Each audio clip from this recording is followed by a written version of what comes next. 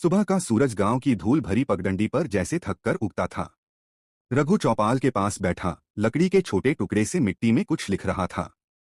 सामने उसके दोनों छोटे बच्चे मोहन और गुड़िया बस एक पुरानी चादर ओढ़े बैठे थे। सर्दी कड़क थी, लेकिन रघु के पास पैसे नहीं थे कि वो दोनों के लिए नए कपड़े ला सके।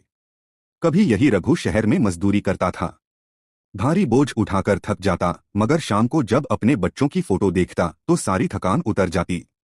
एक दिन फैक्ट्री में हादसा हुआ और रघु का एक पैर बुरी तरह घायल हो गया। मालिक ने कहा, अब तू काम के लायक नहीं रहा। उस दिन रघु की दुनिया जैसे थम गई थी। गांव लौटने पर रिश्तेदारों ने ताने दिए, अब कहां से खिलाएगा बच्चों को। उसकी पत्नी सीता कई महीनों से बीमार थी। दवाई और डॉक्टर सब पैसे मांगते थे, मगर पैसे कहाँ थे। रघु ने अपनी पुरानी साइकिल बेच दी ताकि सीता का इलाज हो सके। लेकिन किस्मत इतनी बेरहम निकली कि एक रात वो हमेशा के लिए चली गई। उस दिन रघु ने पहली बार अपने बच्चों के सामने खुलकर रोया था। अब रघु के पास बस दो नन्ही जानें बची थीं, मोहन और गुड़िया। पेट भरने के लिए वह गांव के चौक पर जूते पॉलिश करता, कभी खेतों में मजदूरी मांगता तो कभी गांव के मंदिर में भिक्षा। कई रातें उसने बिना खाना खाए काटी ताकि दोनों बच्चों को गर्म दूध पिला सके। बच्चे भोले थे, सोचते थे पापा ने खा लिया है।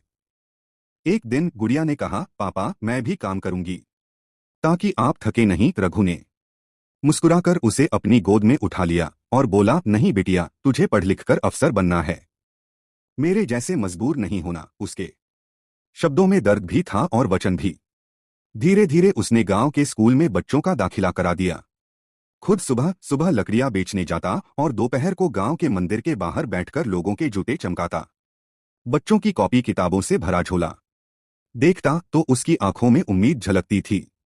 बरसों बाद जब उसका बेटा मोहन शहर से नौकरी लगने की खबर लेकर गांव लौटा तो रघु की आंखों से आंसू बह निकले।